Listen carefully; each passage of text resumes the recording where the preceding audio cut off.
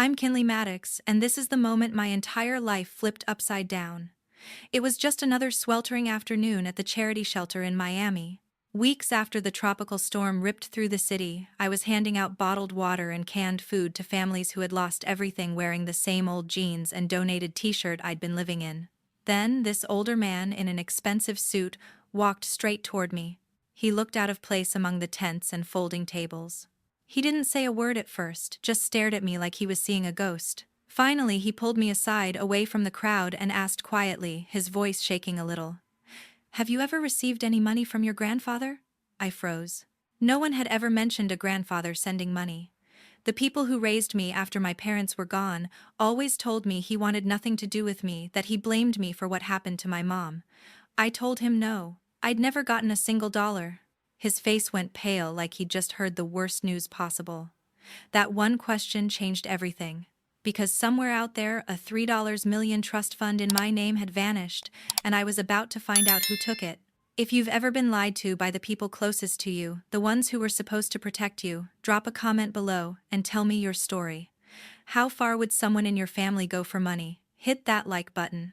If this already has you hooked, share it with someone who needs to hear it, and subscribe with notifications on. These real stories deserve to be told. But to understand why that man flew all the way from New York just to ask me that question, we have to go back to the phone call that started it all. Victor Maddox sat alone in his high-rise office in Manhattan when the private investigator finally called. Victor Maddox sat alone in his corner office on the 78th floor of a glass tower in Midtown Manhattan. The city skyline stretched out beyond the floor-to-ceiling windows, but he barely noticed it. In his hands was a thin manila folder delivered that morning by courier from a private investigator he had hired on a hunch months earlier. He opened it slowly. The first few pages were standard background reports. Then came the photographs. The young woman in the pictures had warm brown skin and thick natural hair pulled back into a practical ponytail. She wore faded jeans and a plain gray t-shirt with the logo of a local relief organization. In one shot, she handed a bottle of water to an elderly man sitting on a cot. In another, she organized boxes of donated clothing on a long table under a white tent. Her face showed exhaustion, but there was a quiet determination in her eyes that made Victor's chest tighten. Kinley Maddox, his granddaughter. The investigator's summary was straightforward. After the recent tropical storm hammered South Florida, Kinley had been staying at a charity-run temporary shelter in the Miami area. She wasn't just passing through. She was volunteering long hours every day. The report noted that she had no significant personal assets registered in her name, no active bank accounts with substantial balances, and no property. Meanwhile, the family home in a comfortable Miami suburb had already been repaired and reoccupied by the legal guardian and her younger daughter. Victor leaned back in his leather chair, the folder resting on the mahogany desk. He had always assumed the trust fund he established 19 years ago was being used properly. $10,000 deposited every month without fail, totaling well over $3 million by now.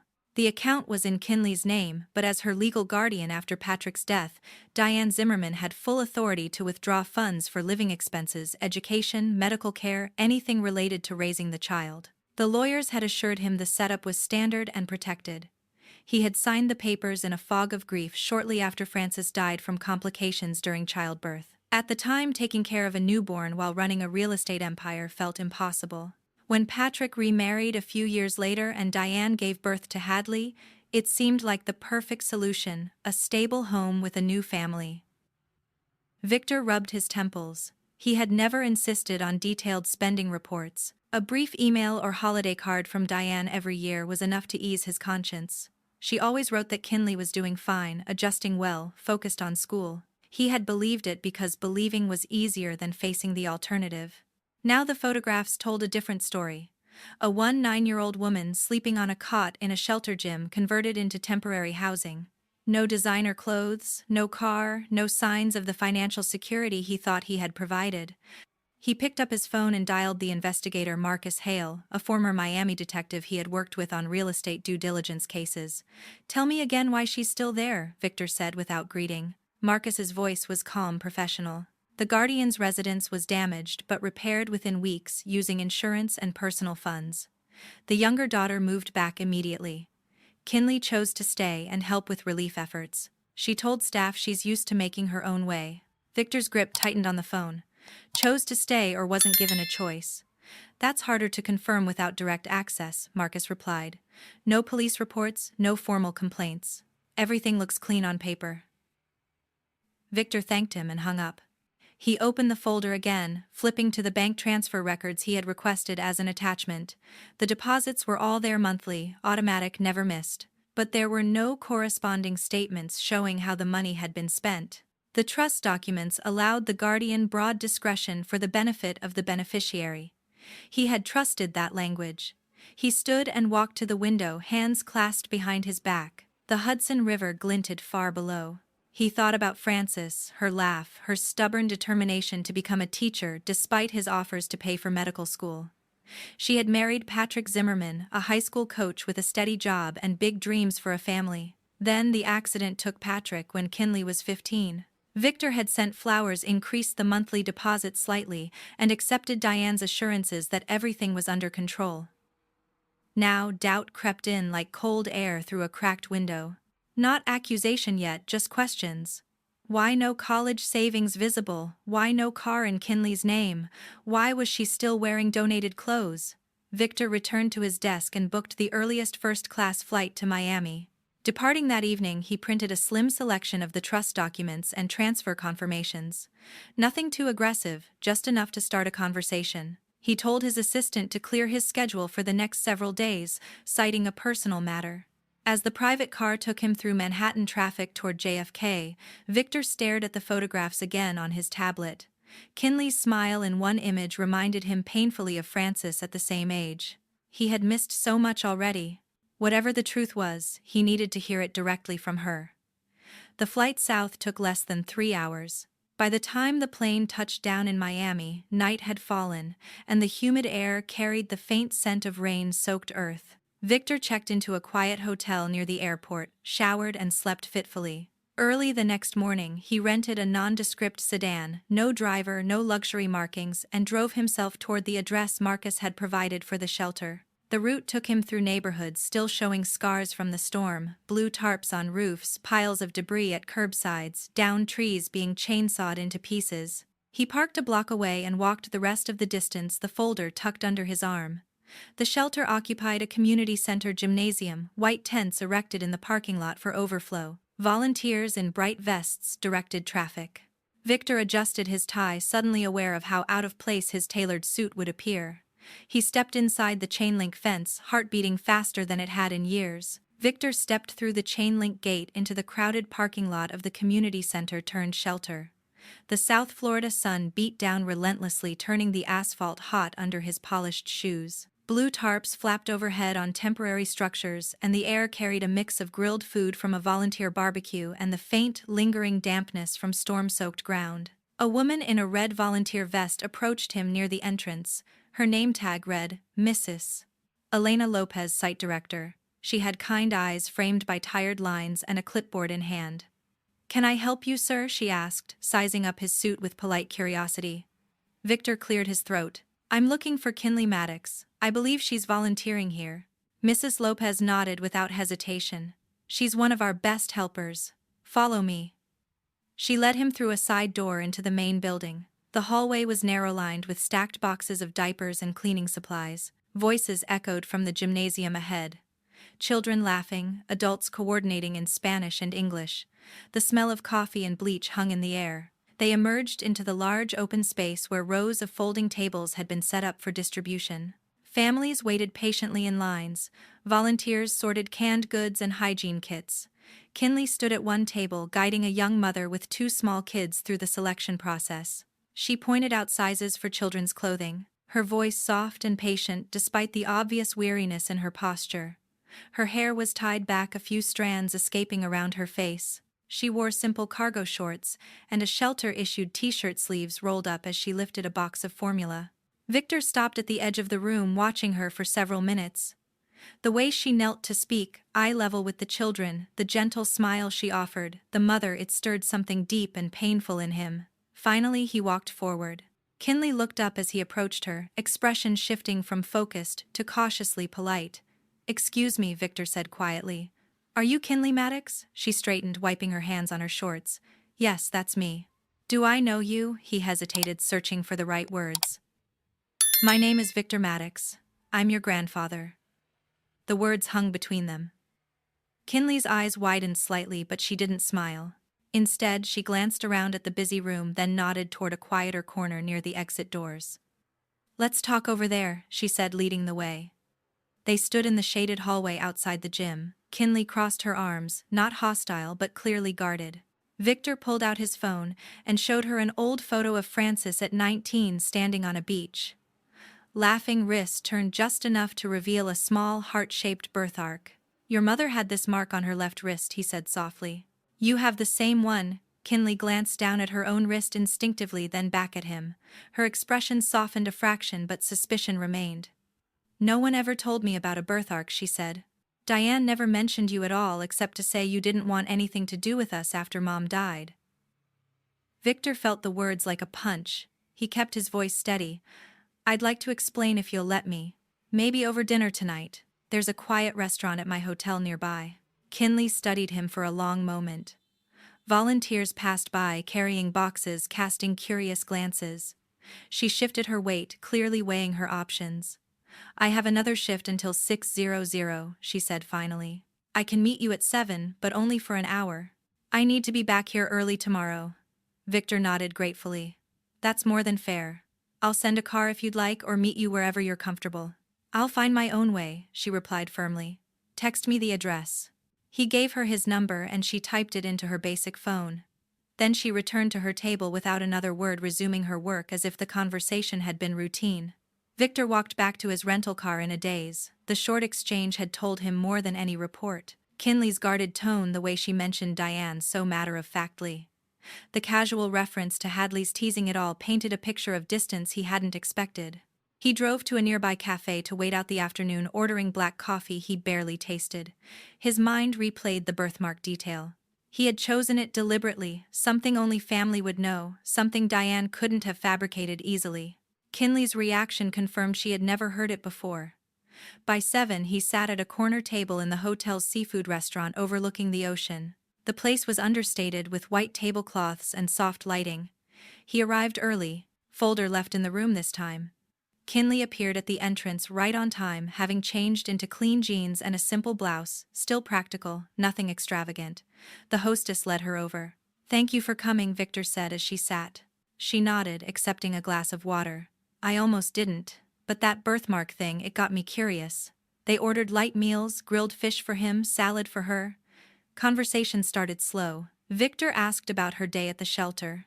It keeps me busy, she said. After the storm hit, Diane said the house repairs would take longer, and space was tight with contractors coming and going. She suggested I stay and help out here since I know a lot of the families from the neighborhood. Victor listened carefully, noting how she phrased it. Suggested, not insisted. No bitterness, yet just acceptance. And Hadley, he asked gently. Kinley shrugged. She went back home as soon as school started again. She's got activities, new clothes for the year. She always calls me lazy for staying here longer. The casual way she said it broke Victor's heart a little more. He steered away from money questions, focusing on Frances instead. Your mother wanted to teach elementary school, he said. She volunteered at after-school programs, even in college.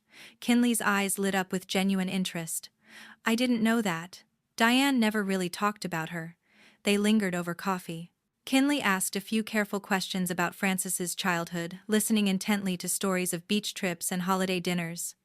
Victor kept it light, avoiding anything that might overwhelm her. As the hour wound down, Kinley checked her phone. I should head back. Victor stood. Thank you for trusting me this far. I'd like to keep talking if you're willing. She paused at the table. Maybe one step at a time. He watched her leave, walking toward the bus stop in the warm evening air. Back in his room, Victor sat on the balcony, overlooking the dark ocean. The short dinner had given him more questions than answers, but also a fragile threat of connection. Kinley hadn't run away. She had listened. That was enough for now. The restaurant's large windows framed the dark Atlantic beyond, waves barely visible under the moonlight. Victor and Kinley sat at their corner table plates, pushed aside the remains of dinner growing cold. He had waited until the server refilled their water before reaching into his briefcase. He placed a slim folder on the table and opened it to a printed summary page. "This is something I've carried with me since arriving," he said quietly. Kinley leaned forward, curious but still reserved. The page showed a column of dates stretching back years, each with a transfer amount, $10,000 month after month. "These are deposits I made into a trust fund set up in your name right after your mother passed," Victor explained. "The total has gone well past $3 million by now. It was meant to cover everything: education, living costs, whatever you needed growing up." Kinley stared at the numbers, her fork forgotten in her hand. She traced one line with her finger as if testing if the paper was real. "I've never seen this before. No one ever told me about any trust fund." Victor nodded slowly, keeping his tone neutral. "When your father remarried and Diane became your legal guardian, the account allowed her to withdraw funds for reasonable expenses related to raising you. Things like housing, food, school, that's standard under Florida law for minors." He didn't add accusation, only fact. Kinley's brow furrowed as she processed it. "So all this money, it was supposed to be for me?" "That was the intention," Victor replied. "I trusted the system and the people in your life to use it properly." Kinley sat back, folding her hands in her lap. The surprise in her eyes shifted to something more complicated. Confusion mixed with a quiet hurt. He pulled out his phone and dialed a contact marked David Clean, attorney. The call connected quickly. "David, it's Victor. I'm with Kinley now. I need you to run a full trace on recent activity in the trust: withdrawals, transfers, everything from the last 5 years at least. Prioritize the largest ones." David's voice came through clearly on speaker, professional and calm. "I can start pulling statements tonight, but a detailed forensic review will take a few days. I'll need signed authorization from you and ideally from Kinley once we confirm her access." Victor looked across the table. Kinley gave a small nod. "We'll get that sorted tomorrow," Victor said. "Keep me updated." He ended the call and slipped the phone away. Silence settled for a moment, broken only by distant clatter from the kitchen. Kinley spoke first, voice low. "After Dad's accident, I was 15. Things changed at home. Diane started focusing more on Hadley. New clothes for her, better schools, dance lessons. I got told to pitch in more, take part-time jobs at local stores to cover my own stuff." Victor listened without interrupting, his coffee untouched. "She'd say it built character," Kinley continued. "Hadley picked up on it. 2 little comments about how I didn't need much anyway. I figured that's just how it was after losing Dad. Money got tight for everyone." She shrugged, but the motion carried years of quiet acceptance. Victor felt the weight of it settle in his chest. He had sent those deposits religiously, convinced they eased his absence. "I should have asked for more updates," he said finally. "I let distance become an excuse." Kinley met his gaze. "Why didn't you visit or call?" The question was direct, not angry, just searching. Victor exhaled slowly. "Grief does strange things. Losing Francis broke something in me. I threw myself into work, told myself the money was my way of providing. Diane sent occasional photos and notes saying, 'You were fine.' I didn't push because facing the truth felt harder than signing checks." He reached into the folder again and pulled out a small printed photo. Francis on a pier, sketch pad in hand, drawing the ocean at sunset. "Your mother loved painting water. He said she'd sit for hours capturing how the light changed on waves. Said it made her feel connected to something bigger." Kinley took the photo carefully, studying her mother's concentrated expression. A faint smile touched her lips. "I've always liked drawing horizons," she admitted. "Never knew where that came from." They talked longer than planned. Kinley shared small memories of Patrick coaching weekend soccer, teaching her to change a tire. Victor reciprocated with stories of Frances's stubborn streak, how she insisted on earning her own way through college. As the restaurant emptied around them, Kinley glanced at her watch. "I should catch the last bus back." Victor signaled for the check. "Let me drive you, it's the least I can do." She hesitated, then agreed. The ride to the shelter was quiet. City lights reflecting off wet streets still drying from earlier rain. When they pulled up, Kinley paused at the car door. "This is a lot to take in," she said. "I need time to think." "Take all the time you need," Victor replied. "I'll be here." She nodded and stepped out, disappearing into the lighted entrance. Victor watched until the door closed behind her, then drove back to the hotel. In his suite, he stood at the window again, staring at the dark sea. The partial records lay on the desk, proof of his intent but no proof yet of outcome. David's review would clarify things soon. Until then, doubt lingered, mixed with cautious hope from the evening's conversation. Victor's phone buzzed on the hotel desk while he reviewed emails. The caller ID showed David Klein. He answered immediately. "I have the preliminary report," David said. "Voice study. Several large withdrawals over the past few years labeled as family expenses and educational costs for dependent in the household. Nothing obviously illegal on the surface. Guardians have latitude for that kind of thing, but the amounts are substantial, and most documentation ties to private school tuition and extracurriculars that don't match Kinley's records." Victor sat forward. "How substantial? Multiple 6F-figure transfers. I need more time for vendor invoices and bank imaging to see exact spending. Could be legitimate, could be stretching the definition of benefit of the beneficiary." "Keep digging," Victor instructed. Quietly, he ended the call and stared at the ocean view, mind turning. The labels sounded reasonable enough on paper. Guardians often covered household costs when raising multiple children. But the shelter photographs lingered in his thoughts. He decided to test the water himself. He dialed the home number he hadn't used in years. Diane answered on the third ring, warm and surprised. "Victor, it's been ages. How are you?" "I'm in Florida, actually," he said evenly. "Came down after hearing about the storm damage. How's everyone holding up?" "We're managing," she replied. "Repairs are mostly done, insurance covered a lot." "And Kinley?" he asked. "Is she back home yet?" Diane hesitated just a fraction. "She's still at the community center helping out. You know how she is always wanting to pitch in. We've got workers finishing the guest wing, so it's tight here." She insisted on staying to volunteer. A younger voice piped up in the background. "Mom, who's that?" Diane laughed lightly. "It's your grandfather, Hadley. Say hi." Hadley came on the line, bright and cheerful. "Hi, Kinley loves doing charity stuff. She's super into it. I've got midterms coming up, so I'm crazy busy with school." Victor kept his tone friendly. "Sounds like you're both keeping busy. I'd love to stop by and see the place when it's convenient." "Of course," Diane said quickly. "Just let us know when. We'd love to catch up." They exchanged a few more pleasantries before hanging up.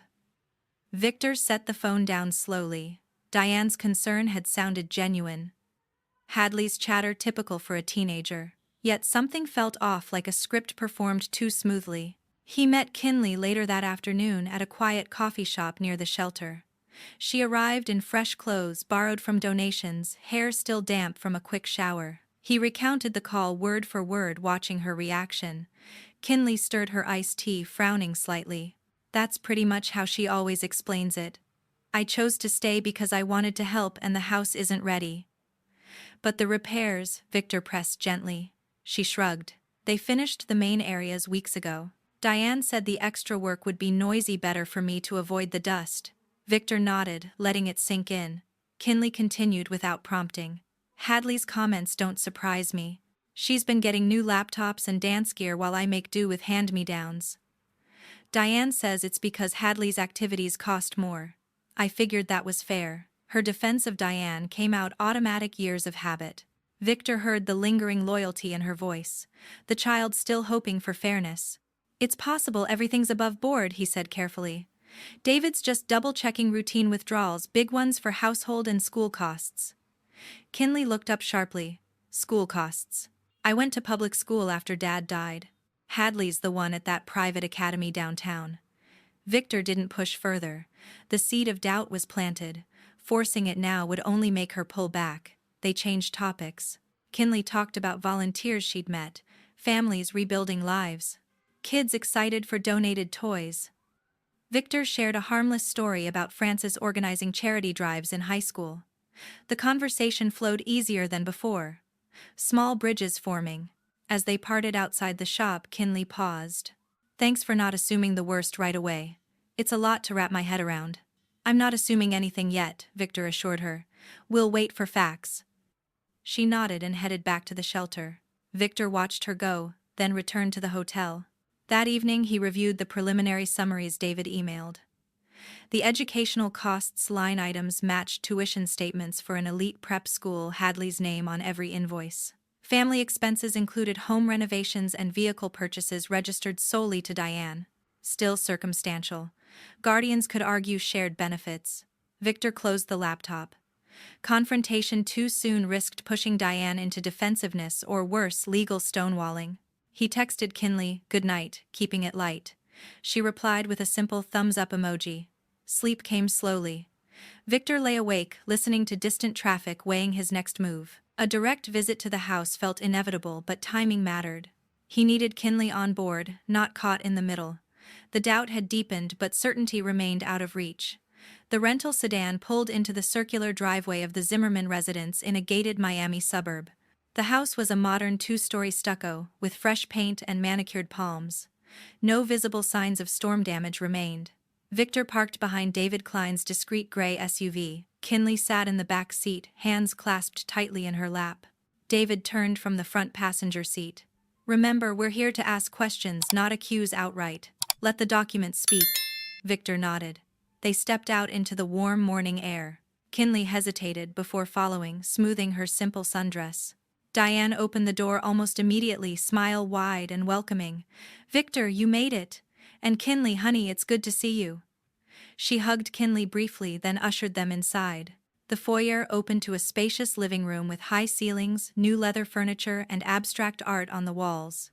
Hadley appeared at the top of the stairs in designer leggings and a cropped-top phone in hand. She descended gracefully, flashing a polite smile. "Hi, grandfather." "Hi, sis." Victor returned the greeting evenly. They settled in the living room, Diane and Hadley on the long sofa. Victor and David in armchairs, Kinley on a side chair slightly apart.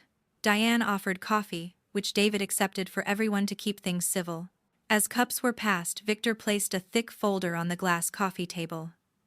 "Thank you for having us," he began. "I've been going over the trust fund records with David. There are some discrepancies I hope you can clear up." Diane's smile stayed in place. "Of course, anything I can do." Victor opened the folder to a highlighted summary. The trust for Kinley has had over $3 million deposited since its creation, but recent withdrawals don't seem to align with her direct benefit. He slid the page across. Diane glanced at it, expression calm. "Those are normal family expenses," she said smoothly. "Raising 2 girls isn't cheap. Roof repairs after the storm, utilities, groceries. We all shared the house." David leaned forward. "The labels say educational costs for dependents and household maintenance. Can you walk us through some of the larger ones?" Diane nodded. "Absolutely. Hadley's tuition at Coral Ridge Academy is $4,500 a year. Dance competitions, tutoring, those add up," Hadley chimed in brightly. "And the trip to Aruba last spring was amazing. Mom said it was good for family bonding after all the storm stress." Kinley shifted in her seat, eyes widening slightly. Victor kept his face neutral. David flipped to another page. "This withdrawal for $6,000 listed as home renovation. The contractor invoices are in Hadley's name for her bedroom suite." Diane waved a hand. "It was for the whole upstairs. Kinley had her room too." "But Kinley hasn't lived here full-time in months," David pointed out quietly. "And this vehicle purchase registered solely to you." Diane's smile tightened. "Company car for errands benefited everyone." Hadley scrolled her phone absently. "Kinley never wanted fancy stuff anyway. She's always been more basic."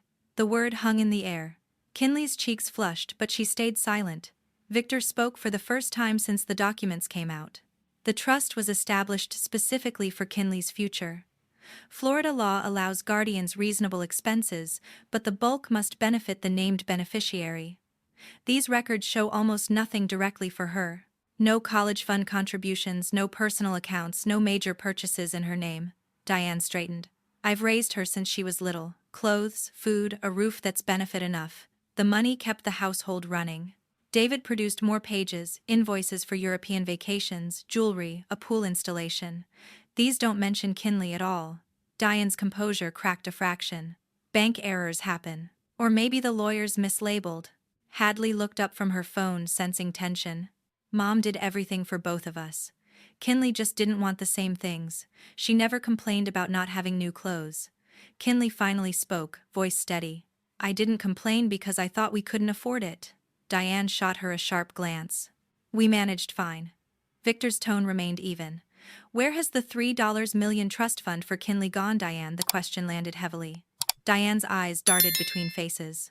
It's gone into raising my family, she said, voice rising. Frances had everything handed to her rich parents' perfect husband. When she died suddenly, there was all this money for her kid. I had to make it work for everyone. Hadley frowned. Mom. Diane continued, words tumbling faster.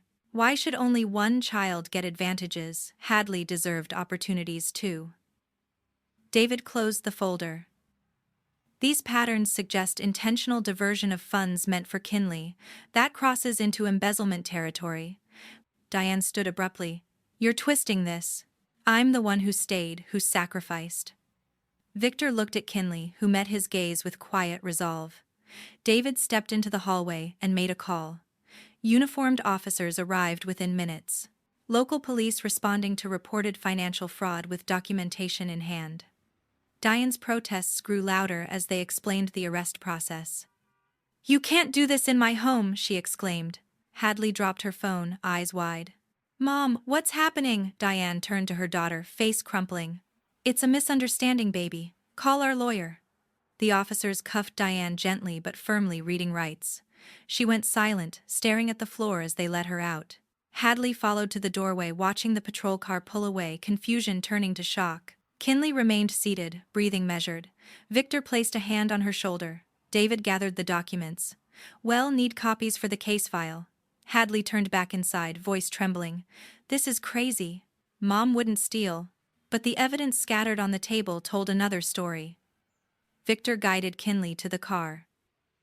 She paused at the threshold, looking back once at the stunned teenager in the doorway. The drive away from the suburb felt surreal, palm trees blurring past windows. The criminal courthouse in downtown Miami became a familiar place over the following months.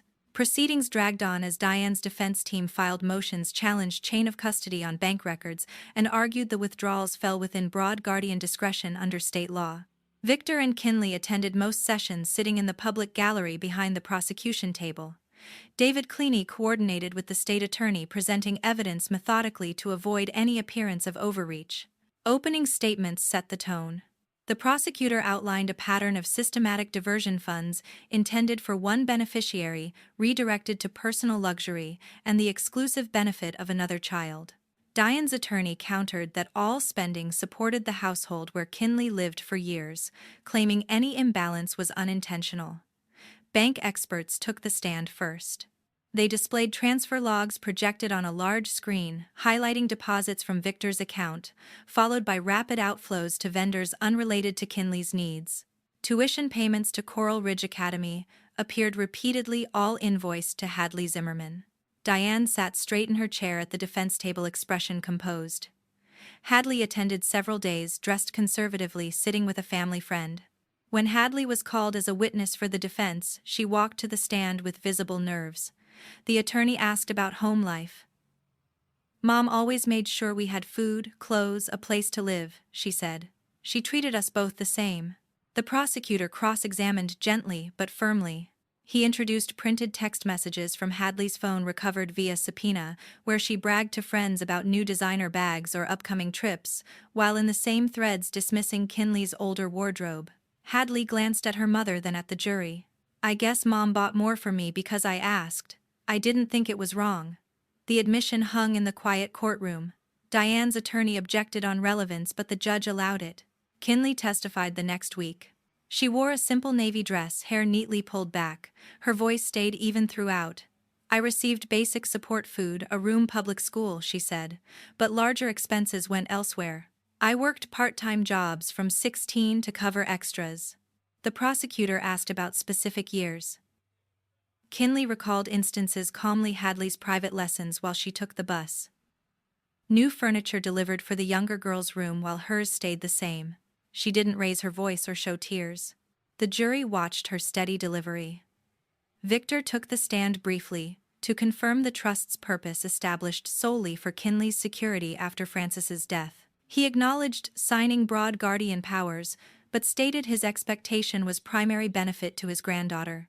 Diane testified last for the defense. She maintained the fund sustained the entire family unit, insisting any disparity reflected different interests between the girls. I loved both of them. She said money was for stability. Cross-examination proved difficult for her. When shown jewelry receipts and vacation bookings excluding Kinley, she blamed accounting errors or gifts from other sources. Closing arguments summarized months of testimony. The prosecutor emphasized intent repeated choices favoring one child, while the named beneficiary received minimal direct support. Diane's lawyer pleaded for understanding of complex family dynamics. The jury deliberated for 3 days. When they returned, the foreperson stood. We find the defendant guilty on all counts of embezzlement and fraud. Diane showed no outward reaction. Hadley in the gallery covered her face. Sentencing came weeks later. The judge reviewed victim impact statements, including one from Kinley, read by the prosecutor, focused on lost opportunities rather than anger. 12 years incarceration. The judge announced full restitution ordered. All assets traceable to diverted funds, residence, vehicles, accounts will be seized and liquidated for return to the trust. Hadley faced no charges as a minor during most transactions. She qualified as an indirect beneficiary without criminal liability. Court services arranged for her to live with a maternal aunt in Central Florida in a modest apartment far from former luxuries. Victor and Kinley left the courthouse into bright sunlight. Reporters waited outside, but David steered them away. In the car, Kinley stared out the window. It's over. Victor nodded. The legal part, yes. She turned to him. I don't feel victory. Just empty. That's normal. Healing takes longer than any trial. They flew back to New York that evening. The seized assets would rebuild the trust over time, but money felt secondary now. Hadley's new life began quietly. No private school, no extravagant allowances. The aunt provided structure and part-time work expectations. Diane began her sentence at a federal facility, standard conditions for financial crimes. Kinley unpacked in the guest room. Victor prepared simple and comfortable. Kinley stepped into the spacious penthouse for the first time, suitcase in hand. The marble floors and panoramic views of Central Park felt overwhelming. Victor showed her to a guest suite, but she hesitated. I'm not ready for all this space, she said quietly. Could I start in the smaller guest room or even the sitting area off the library? Victor understood without question. He prepared a comfortable corner room with a daybed and simple furnishings. Kinley unpacked slowly, placing her few belongings in drawers. The quiet luxuries still felt foreign, like borrowing someone else's life. She enrolled at a local university in a social work program, starting with introductory courses. Classrooms filled with discussions about community support systems resonated deeply. She listened more than spoke, at first absorbing perspectives on family dynamics and recovery. Victor never pushed. Evenings, they shared meals prepared by his longtime housekeeper. He talked about Frances when Kinley asked how she organized food drives as a teenager, how she believed small acts could rebuild trust after hardship. I should have seen the signs sooner, he admitted one night over tea. Trusting paperwork over people was my mistake. Kinley nodded, stirring her cup. We both trusted too easily. They decided to channel the recovered funds into something meaningful. David helped establish a modest foundation named after Victor Maddox. Its focus stayed narrow: emergency housing grants and mentoring for young adults displaced by natural disasters. The first awards went to Florida, families still rebuilding. Applications arrived steadily. Kinley reviewed them in the evenings, matching needs with available resources. Seeing direct impact gave her purpose. One afternoon, a plain envelope arrived via David's office. Inside was a handwritten letter from Hadley. I've had time to think about everything it read. I knew Mom favored me and never questioned it. The things I said to you, calling you lazy, making fun of your clothes, were cruel. I'm sorry. I wish I could take them back. Kinley read it twice in silence. The words carried regret, but memories of years spent on the sidelines surfaced too. She folded the letter and placed it in a drawer, neither replying nor discarding it. She made no effort to contact Diane or Hadley again. Visits, letters, updates. None came, none were sought. Diane served her sentence in a low-security facility, routine, strict and days-long.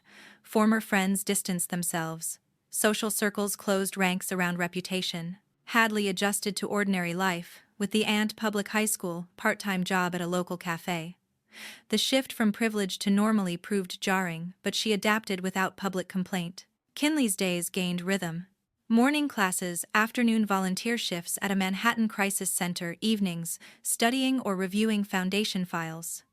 Victor joined board meetings when health allowed, offering quiet guidance. Trust grew gradually. She accepted the larger bedroom when ready. They took walks in the park, discussing books or current events. Victor shared more photos from old albums, Francis at graduation, holding newborn Kinley briefly before complications set in. Some nights doubts resurfaced. Kinley wondered if she could ever fully let go of the years, feeling invisible in her own home.